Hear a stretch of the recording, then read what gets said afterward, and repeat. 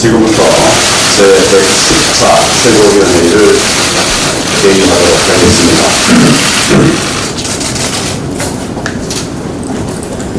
모두가 비정상입니다. 어제는 대한민국 국민의 입장에서 참기 어려운 수치와 분노를 느꼈던 하루였습니다. 북한은 지난 토요일 또다시 미사일을 발사한 데 이어서 어제는 우리에게 입에 담기도 힘든 모욕을 퍼부었습니다. 그 구체적인 내용은 여러분 잘 아시리라 생각하고 제 입으로 담지 않겠습니다. 그런데 이처럼 우리 국민들이 치욕을 당하고 있는데도 대통령도 청와대도 국방부도 여당도 굳게 입을 다물고 있습니다. 이 정권의 눈에는 국민의 상처받는 자존심은 아예 보이지 않는 모양입니다.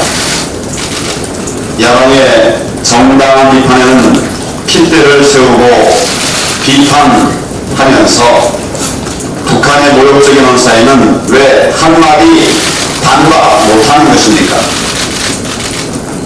김정은과 핫라인 개통했다고 큰소리 쳤는데 당장 전화를 해서 따져야 하는 것 아니겠습니까?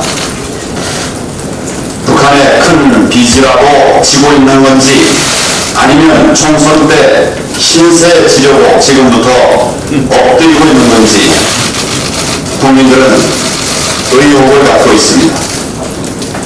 더 심각한 문제는 북한의 노골적인 통미 봉란에 대해서 이 정권이 사실상 아무런 대책도 없다는 것입니다. 북한은 대화에 나간다 해도 철저히 미북 사이에 하는 것이라고 했습니다. 남북 대화는 없다고 못을 받기도 했습니다. 이런 식이라면 앞으로 미북 대화가 재개된다고 해도 대한민국의 국익과 우리 국민의 안전이 지켜질 것이냐 누가 장담할 수 있겠습니까?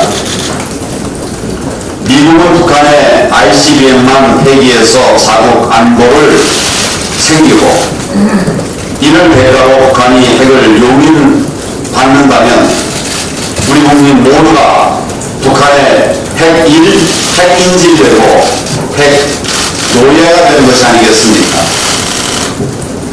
결국 지금 남북관계도 한미 관계도 미국 관계도 어느 것 하나 정상적이지 않은 상황이 되어버렸습니다. 한반도 운전자 운운하던 문재인 정권의 불종적 대북 정책이 대한민국의 안보 파탄을 불러온 것입니다. 저는 지난 9일 북핵 외교안보 특위를 긴급 소집했습니다. 문재인 대통령에게 5가지 요구사항을 내놓았습니다. 첫째는 북한 도발을 막기 위한 실효성 있는 대책을 내놓을 것. 둘째는 9.19 남북 군사합의 폐기 선언과 강력한 대북 메시지를 낼 것. 셋째는 외교안보라인 전면 즉각 교체할 것. 넷째는 한미일 공조체계 복원에 나설 것. 다섯째는 총체적 안보 붕괴에 대해 대통령이 국민 앞에 사과할 것. 국민의 목소리를 담은 5가지 요구사항이었습니다. 이제라도 문재인 대통령은 이러한 국민적 요구를 수용해서 대북정책과 안보정책의 틀을 완전히 바꿔야 합니다. 계속해서 불종적 대북 정책, 한미 동맹 파탄 정책을 고집한다면 우리 당은 나라를 지키고 국민의 생명과 안전을 지키기 위해서 국민과 함께 더 강력하게 맞서 싸울 수밖에 없습니다. 국민의 불안과 분노가 이제 임계점에 도달했습니다. 이것을 깨닫지 못한다면 무거운 국민적 저항에 직면하게 될 것을 엄중히 경고합니다.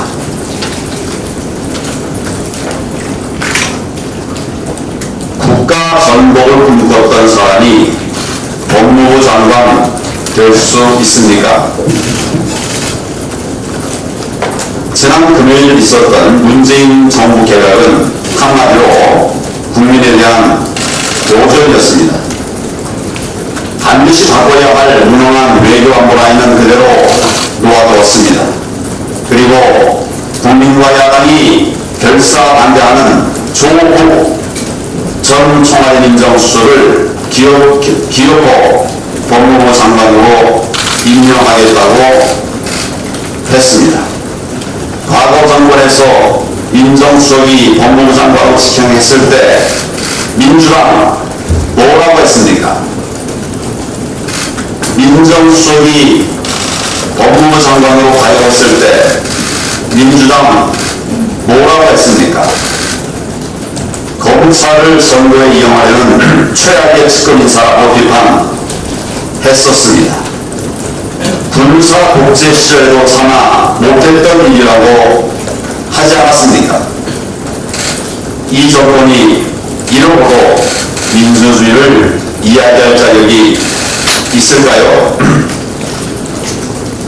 게다가 조국 진영자는 민정수석으로 근무하는 동안에도 비뚤어진 그리고 편향된 인식을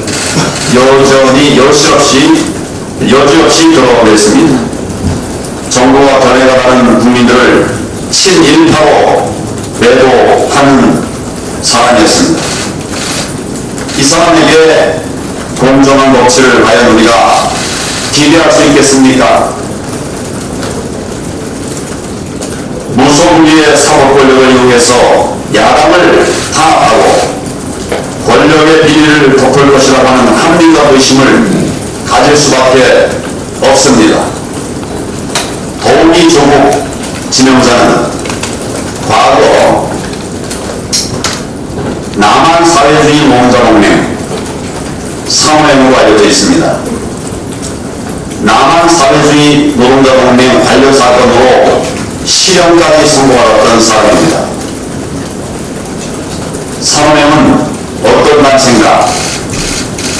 무장 봉기에 의한 사회주의 문명 달성을 목표로 폭발물을 만들고 무기 탈취 계획을 세우고 자살용 독극물 캡슐까지 만들었던 반국가 조직이었습니다. 사모행, 과연 조국 전 수석이 이 일들에 대해서 자기 반성을 한 일이 있습니까? 아무리 세상이 변했다고 해도 국가 정복을 꿈꾸는 조직에 몸담았던 사람이 법무부 장관에 앉는 것이 도대체 말이 되는 이야기입니까? 그러지 않아도 우리 안보가 위태로운 상황인데 이런 사람이 법무부 장관이 되면 검찰이 과연 제대로 공정한 수사를 할 수가 있겠습니까? 또한 조국 진영자는 이미 무능이 명확하게 드러난 인물입니다. 하는 일마다 펑크를 냈습니다. 그리고 딴짓했습니다. 민정수석의 가장 큰 임무인 인사검증에 실패했습니다. 무려 16명의 장관도 보고다가 청문회를 통과하지 못했습니다. 과거에 없었던 일입니다. 본인의 업무는 제대로 하지 못하면서 SNS 정치로 국민을 분열시키는 데 앞장섰습니다. 민간인 사찰, 블랙리스트 의혹까지 받고 있습니다. 오죽하면 서울대 제자들의 부끄러운 공문 투표에서 압도적 1위를 기록하겠습니까? 문재인 대통령이 또다시 국회를 무시하고 임명을 감행한다면 국민들께서 더 이상 용납하지 않으실 것입니다. 문재인 대통령은 즉각 조국 후보자 지명을 철회하기를 바랍니다.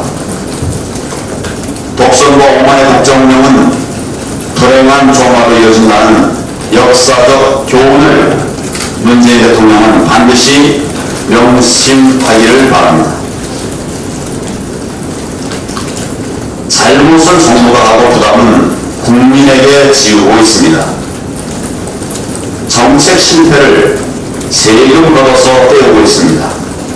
국민의 호주머니를 털어가는 문재인 정부의 악행이 도를 넘고 있습니다. 언제까지 정권의 경제 실험에 국민이 희생양이 되어야 하는지 심각하게 묻지 않을 수가 없습니다. 현재 보건복지부는 금융소득 2천만 원 이하 피부양자들에게 추가로 건강보험료를 부과하는 방안을 추진하고 있습니다. 이 방안이 추진되면 3만 명에 달하는 은퇴 생활자들, 어려운 사람들입니다. 이분들에게 건보료가 연간 최대 200만 원 이상 부과될 수 있다고 합니다. 소위 문재인 기여고 건강보험 재정이 급속히 악화되자 건보료 폭탄으로 적자를 메우려고 하는 것입니다. 타원적으로 완전히 적자가 물건처럼 불어납니다. 그러자 내년 하반기부터 실질적으로 전기요금을 인상하기로 했습니다. 총선만 넘기고 내년 하반기를 끝나는 무슨 말입니까? 총선만 넘기고 전기요금 폭탄을 떨어뜨리겠다고 하는 정말 치졸한 발상이 아니겠습니까? 세금을 세금대로 낭비하고 전기요금을 비롯한 국민 부담은 늘릴 그런 꼼수만 찾고 있으니 참으로 분노하지 않을 수가 없습니다. 일자리 정책 실패로 청년 실업률이 급등하자 이것도 세금으로 눈간이 나오고 있습니다. 1,000억 원 넘는 세금을 들여서 미취업 이공계 졸업생들에게 연구 보조 명목으로 매월 150만 원을 지급하고 있습니다. 실제로 하는 일이 없어서 받는 학생들도 미안해한다는 말까지 들립니다. 내년 총선을 앞두고 이런 식의 세금 살포 정책이 더 기승을 부릴 것 같아서 정말 걱정이 태산입니다. 경제정책을 전환해서 경기의 선순환을 일으켜야 하는데 포퓰리즘 정책으로 국민을 속이는 데만 현안이 되어 있으니 나라의 미래까지 걱정하지 않을 수가 없는 참담한 상황입니다. 좌파 포퓰리즘의 끝은 결국 국난과 민생 파탄이라는 것이 베네수엘라, 그리스 이런 여러 나라들에서 이미 입증이 되었습니다. 문재인 대통령과 이 정부는 포퓰리즘 중독에서 깨어나서 올바른 경제 정책 대전환에 즉각 나설 것을 촉구합니다.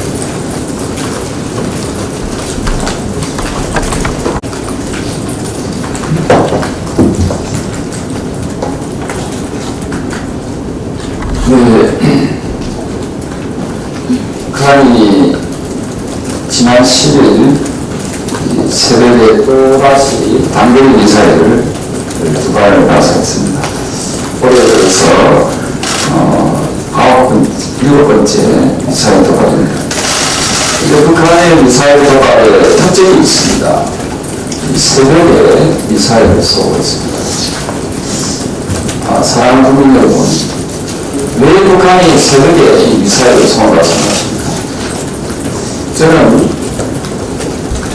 합리적 의식을 하는 것이 6.25가 새벽 4시에 일어났었습니다.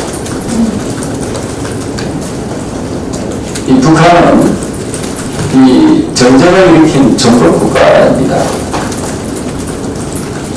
이 새벽에 미사일을 쏘는 것에 대해서 우리는 매우 심각하게 안보를 걱정해야 된다. 청와대에서 대통령이 주재하는, 대통령이 국군통수권자지 않습니까? 대통령이 주재하는 NSC를 열지 않고 있습니다. 또한 이 북한의 외부성이 이런 표현을 합니다. 겁먹은 개가 더 요란스럽게 지절되는 것 이상으로 보이지 않는다.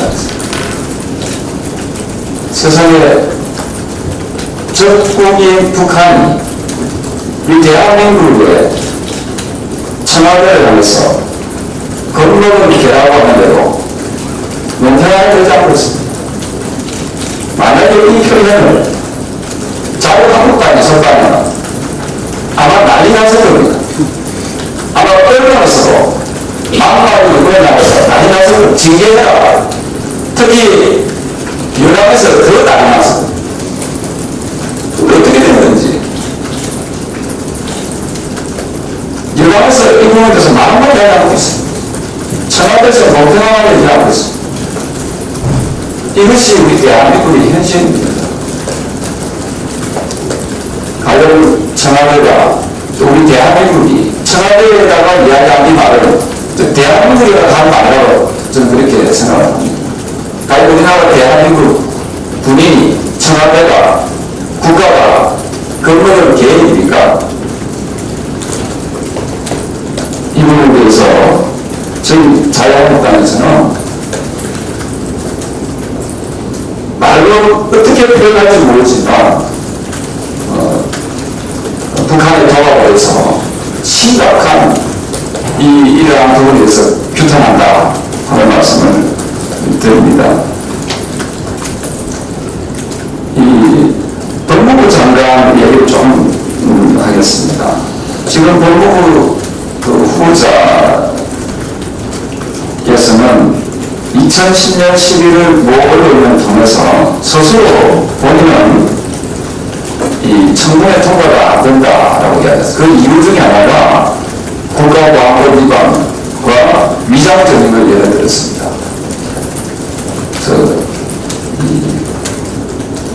또한 이 민정수석을 하고 있는 동안에 인사검증 실패로 인해서 중도 사퇴한 공직자가 무려 10명이 넘습니다.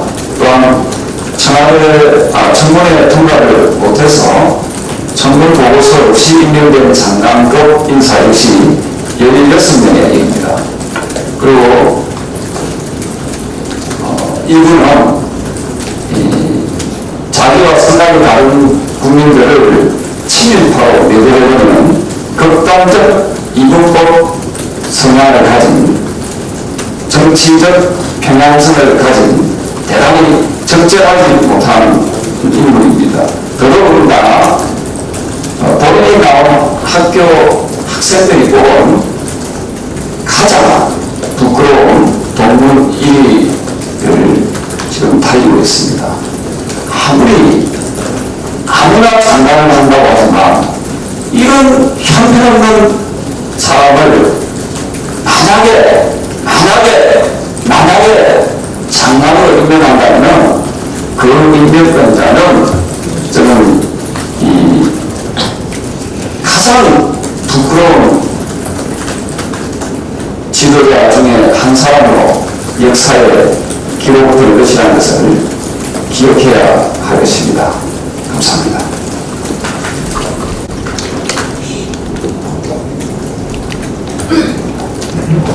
국무명 전 외무부 장관, 대표적인 일본통이고 주일대사를 역임했습니다. 이제 80이 넘으셨습니다. 문재인 정권에 대하여 정말 이해할 수 없다, 자작극처럼 보인다. 일본이 갑작스럽게 이렇게 나오는 것이 아니다. 이런 말씀을 계속 하고 계십니다.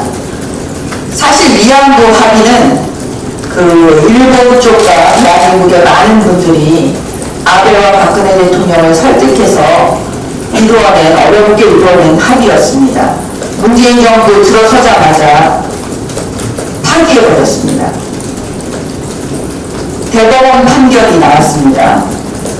한일협정에서 체결된 합의였고 노무현 정권에서 인정해준 그 합의를 깨는 대법원 판결이 나왔습니다. 명백하게 일본과의 충돌이 예상되는 상황이 벌어진 것입니다. 이낙연 국무총리가 전문가들을 불러 모아서 의견을 들었다고 합니다. 그때 나온 안이 또 기금 마련해서 해결하자였는데 이낙연 국무총리가 청와대에 이 안을 얘기했더니 묵살당했다고 합니다. 일본 정부는 계속 이 문제에 대해서 협의하자고 요청을 했는데 문재인 정권은 또 묵살했습니다. 경제 제재에 이르자 갑자기 아베가 미쳐서 그런 것이냐 싸우자고 국민들을 선동하고 죽창을 들라고 하고 있습니다. 같은 정부에 국무총리가 세운 대학을 거절하고 청와대는 죽창 들라고 하고 대통령은 일본과 싸워서 다시는 지지 않겠다고 하고 있으니 참으로 이상하지 않습니까? 더구나 그 화이트 리스트에 처음 대한민국을 포함시켜준 그때는 2004년도 노무현 정권 때였습니다. 그렇다면 문재인 대통령이 이를 모를 리가 없습니다. 일본에서 결국에는 화이트 리스트에서 배제시킬 거라는 거 이미 알고 있었다는 거 드러나지 않습니까? 그러면 이 원로의 말씀, 자작극처럼 보인다는 이 원로의 말씀이 의미심장하게 느껴집니다. 그렇다면 다음은 한미관계인데 한미관계는 과연 어떤 자작극이 또 등장할까요? 미국에 대하여 문재인 정부가 반일이 분단을 놓다, 무리한 요구를 한다, 차라리 철수해라 이런 분위기 만들어서 국민들을 선동하기 시작했습니다. 미국 스스로 철수하게끔 만드는 작전이 아닌가? 그것이 자작극의 핵심이 아닌가? 미국이 스스로 철수한다고 하니 문재인 정권은 책임이 없는 것이냐 하겠죠. 자기들은 반미가 아니라고 한미동맹을 굳건해야 한다고 노력했는데 미국이 스스로 나간 거라고 국민들은 속이겠죠. 참으로 무서운 사람들입니다. 반미비 분담금에 대해서도 말씀드리겠습니다. 문재인 대통령은 북한에 퍼주고 싶어 하는 거, 철도 깔아주고 도로 만들고 개성공단 열어주고 금강산 관광 재개해주고 위에 대북 제재 어떻게 하든지 완화시켜주고 싶고 돈 주고 싶어하고 이걸 미국의 트럼프 대통령이 모르겠습니까? 미국이 모르겠습니까? 그러면 미국 입장에서 대한민국이 숨겨놓은 돈이 되게 많은가 보구나, 진짜 부자구나, 그러니까 반일비 분담금 좀 더 많이 내라 이렇게 할 수 있는 거 아니겠습니까? 근데 이상하지 않습니까? 문정인 특보를 주민대사로 임명하려 했는데 어찌된 이유인지 아무튼 그게 안 됐습니다. 문정인 특보는 다 아시다시피 주한미군 철수를 주장해왔고 한미 동맹이 깨진다 하더라도 전쟁은 안 된다고 했던 분이고 장기적으로 한미 동맹을 없애는 게 최선이라고 하신 분입니다. 평화협정이 되면 주한미군을 어렵다고 하신 분입니다. 그 문정인을 주민대사로 임명하려고 했던 거 미국은 어떤 생각을 하였을까요? 최근에 김종대 의원이 힌트를 주고 있습니다. 김종대 의원. 국익을 위해서 미국에 대하여 강하게 나오라고 주문하고 있습니다. 이 김종대 의원은 미국이 문정인을 반대했다고, 그래서 임명하지 못했다고 하면서 내정 간섭이라고 나오고 있습니다. 문정인 특보가 주미대사로 임명하지 못했던 것은 결국 미국이 반대하긴 했었던 모양인 것 같습니다. 참으로 역할 분담을 잘하시는 분들입니다. 그럼 문재인 정권은 왜 이런 일을 벌일까요? 자유한국당이 대안을 제시해 주지 않아서 몰라서 이러는 겁니까? 문재인 대통령은 평양에 가서 남쪽 대통령이라고 말을 했습니다. 대한민국 대통령이 아니라 남쪽 대통령이라고 했습니다. 왜 그랬을까요? 이정희 통진당 대표는 대선 TV 토론에서 대한민국 정부를 남쪽 정부라고 해서 놀라게 만들었습니다. 당시 문재인 대통령 멘토단에 있는 김지영 작가가 자신의 SNS에 이런 글을 올렸습니다. 이정희는 문재인의 내면의 소리 같다. 여기서 문재인 정권은 통진당 정권이 아닌가 의심이 들지 않겠습니까? 통진당이 애국가를 제창하지 않고 애국가는 국가가 아니라고 했죠. 그런데 안민석 의원은 애국가에 대하여 부르지 말자는 공청회를 열었는데 이건 우연일까요? 해산된 통진당의 강령 중에 휴전협정을 평화협정으로 대체, 이와 연군의 주한미군을 철수시켜 종속적 한미동맹 해체가 있었는데 이번 정부가 동일한 이념을 추구하는 것처럼 보이는 것이 우연일까요? 문재인 정권, 문재인 대통령, 문재인 청와대는 통진당과 무관하다는 점을 국민들에게 설득할 수 있는 명확한 행동과 증거를 보여주시기 바랍니다.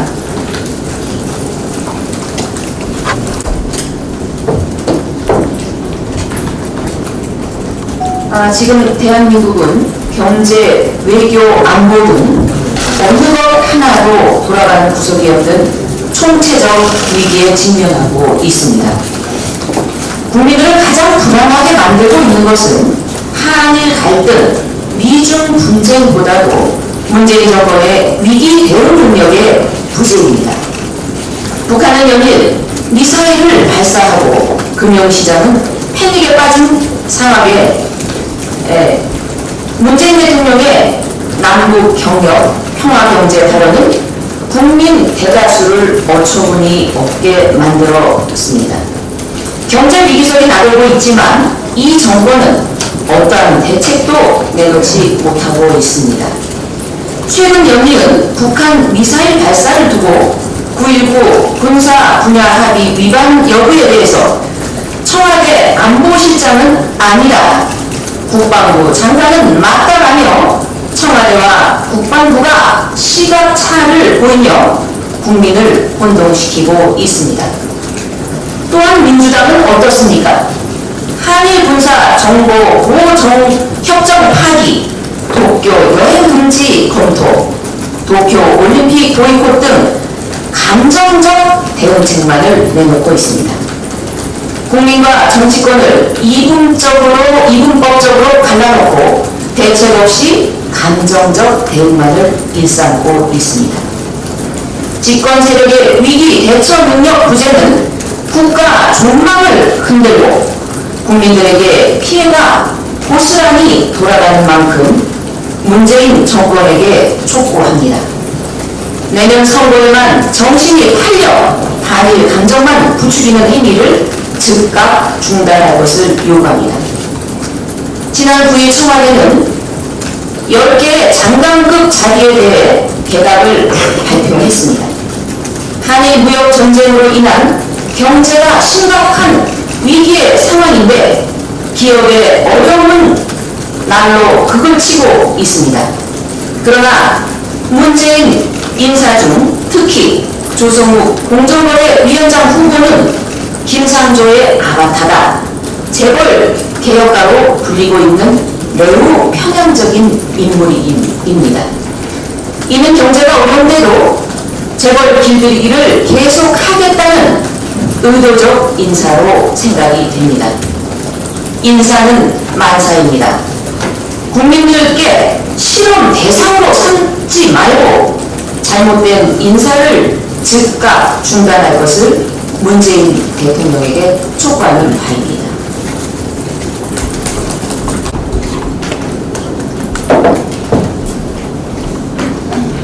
이제 사흘 뒤면은 8.15 문재인 대통령의 기업출산 대국민 담화가 발표됩니다.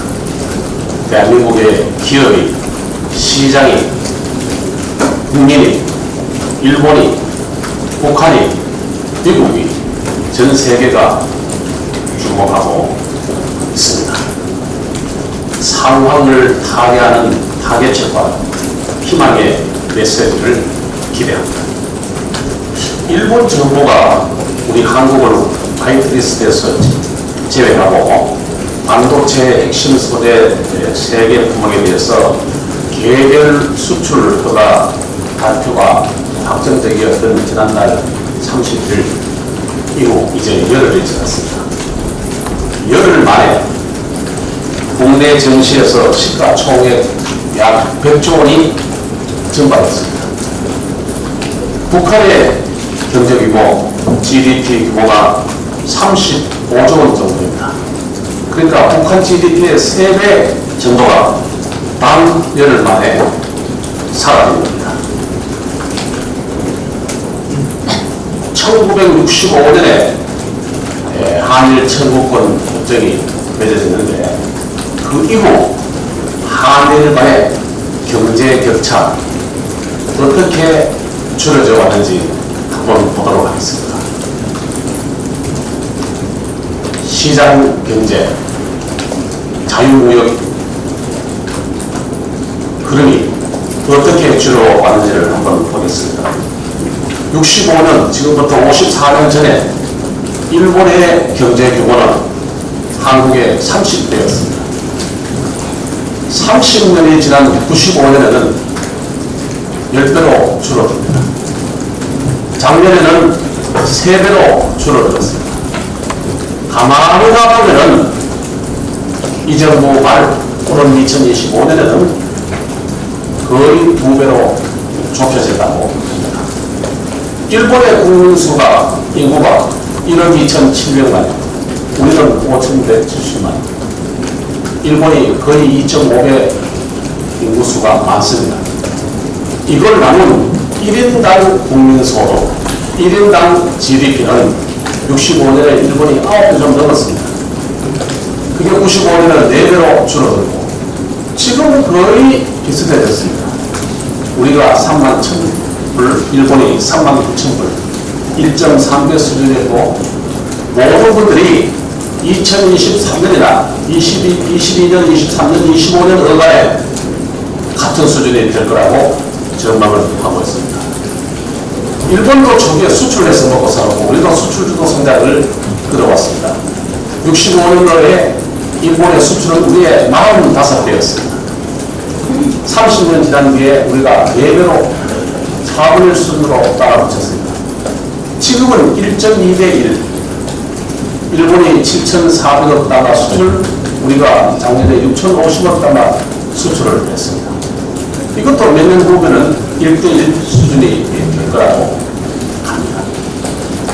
일본이 가장 뼈아프게 생각하는 것이 전자산업입니다. 7, 80년 전만 해도 일본 삼성전자 유명을 보지 않았습니다.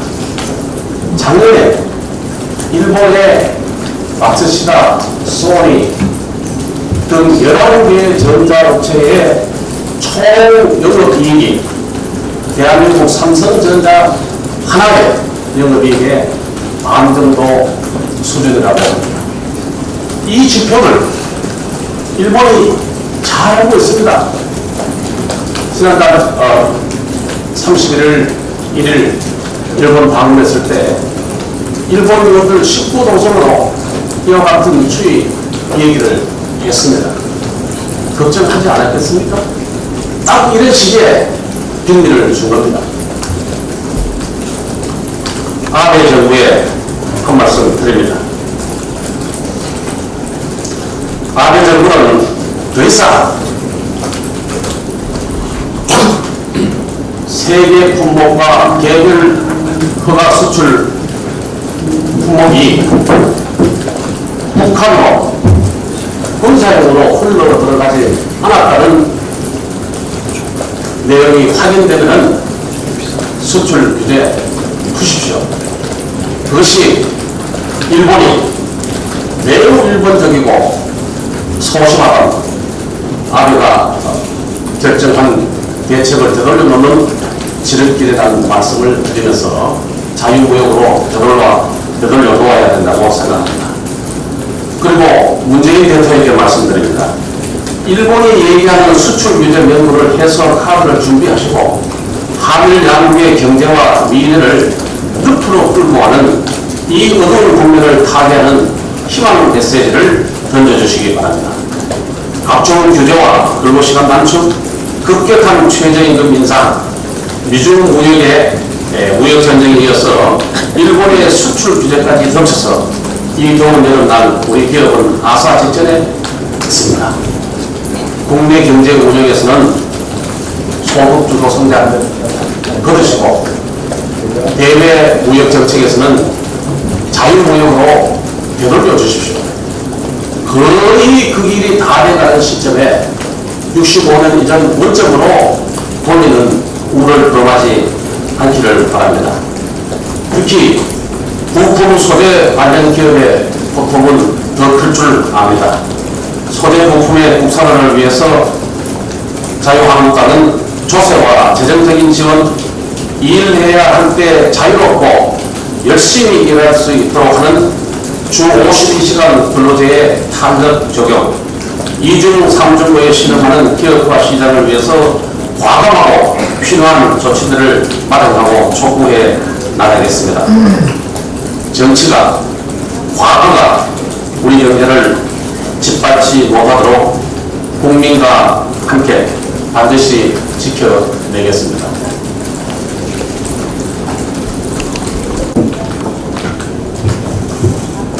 정부의 통계 조작 재정 지원 일자리 사업의 폐해가 곳곳에서 드러나고 있습니다. 이번엔 과기부의 청년 TLO 사업의 부정수급 사례입니다. 정부의 허술한 관리 감독으로 국민의 혈세가 줄줄 새고 있는 것입니다.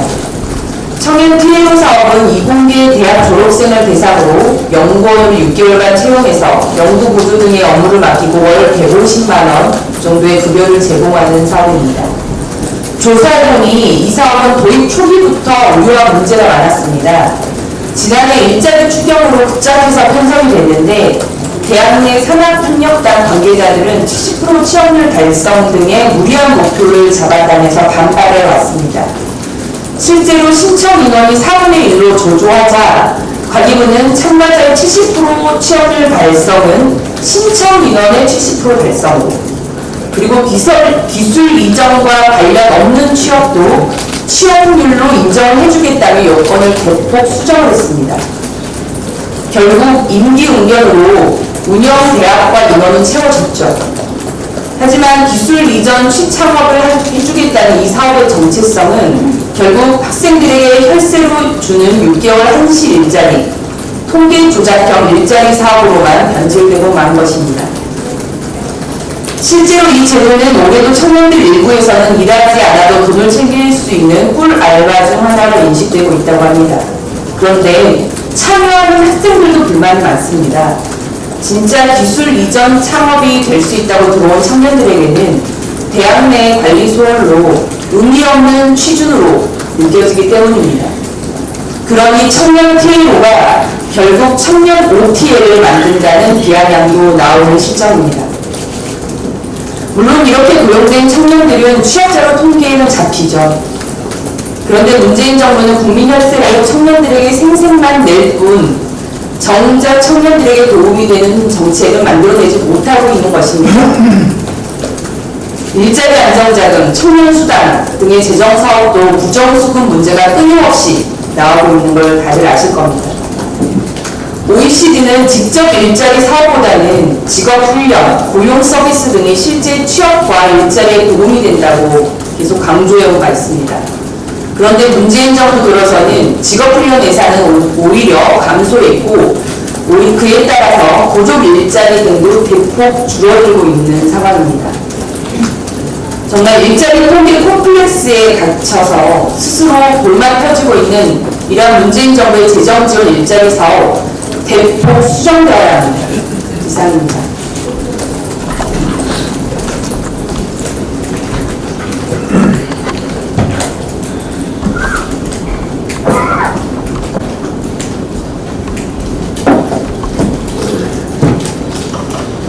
네, 북한의 미사일 발사와 관련해서 습격자는 얘기를 좀 해보고자 합니다. 북한이 올해 들어서 7번째, 불과 보름 사이에 5번이나 미사일을 발사했고 이번에 발생한 것은 소나미탄처럼 쏟아지는 신형 무기체계라고 하는데 이 정권 NSC도 열지 않고 대신 화상으로 관계부처 장관 회의를 했습니다. 북한이 새벽잠은 글렀다라고 협박을 했는데 NSC도 열지 않았는데 대통령 그동안에 한 번도 NSC 주재하지 않으셨지 않습니까? 새벽잠 잘 주무셨는지 그리고 문재인 대통령 뭐라고 말씀하셨습니까? 대통령의 24시간을 분 단위로 공개하겠다라고 했는데 이 북한의 미사일 발사 이후에 도대체 뭘 하셨는지 국민들 궁금해합니다. 그리고 북한의 미사일이 남북 군사합의 위반이 아니다라고 하는 청와대 안보실장이라고 하는 사람, 이 사람 도대체 새벽잠 잘 자고 있는지 정말로 궁금합니다. 대통령과 이 안보실장을 비롯한 안보 라인들 새벽잠 잘 자는지 모르겠습니다만 정말 경제난으로 고통받고 있는 국민들은 새벽잠을 못 이루고 불안해하고 계십니다. 이러다가 정말 뭔일 나는 거 아니야? 라고 하는 이 불안 심리가 국민들 사이에 급속히 확산되고 있습니다. 북한이 이렇게 협박을 계속하는데도 불구하고 대통령 왜 입을 닫고 있는지, 왜 청와대는 논평한 줄 내보내지 않는지 국민들이 궁금해하고 도대체 어느 나라 대통령이고 장관들이며 도대체 어느 국민들을 위한 대통령이고 장관이냐라고 묻고 있습니다. 기대에 난감이기는 하겠습니다만 이 안보와 관련한 대한민국 패싱 상황을 해소하고 국민의 생명과 재산을 지키는 길은 북한에 대한 대통령의 단호한 대응과 한미동맹의 복원뿐임을 잊지 말아야 할 것입니다. 조국 법무장관 지명자를 비롯한 이 장관 지명자들에 대한 국회 청문회 요구 내진 일정을 잡자는 이런 요구가 있을 걸로 예상이 됩니다. 그러나 다른 사람은 자취하고라도 조국 이 법무장관 지명자에 대한 지명은 청문회까지 가서도 안 되고 갈 필요도 없다라고 생각합니다. 지명을 철회해야만 합니다. 이번에 조국 지명자를 법무장관으로 지명한 것은 두 가지 의미가 있다고 보여집니다. 하나는 차베스식의 좌파 독재 완성을 위해서는 국가 사법 권력을 좌파들이 장악해야 된다라고 하는 차베스식 독재 모델을 완성하는 이 퍼즐 맞추기, 이런 의미가 하나 있고, 또 하나는 전향하지 않은 국가 전독 세력에 속했던 사람을 법무부 장관에 임명함으로써 대한민국 헌법 수호에 책임이 있는 대통령이 대한민국 헌법과 국민에 대해서 명백하게 도전하는 이런 의미를 담고 있다고 생각됩니다. 이러한 사람이 장관에 임명되는 것은 온 국민과 함께 반드시 막아내야 되는 것이 자유민주주의 체제의 헌법을 지켜야 되는 제1야당 자유한국당의 역사적 헌법적 책무라고 생각을 합니다. 국민과 함께 이 조국 지명자의 장관 지명 철회를 강력하게 요구하고 이 철회 요구가 받아들여지지 않을 경우에 발생한 모든 책임은 대통령께 있다는 점을 말씀드립니다. 그럼 지금부터 회의를 비공개로 진행하도록 하겠습니다. 네, 알겠습니다.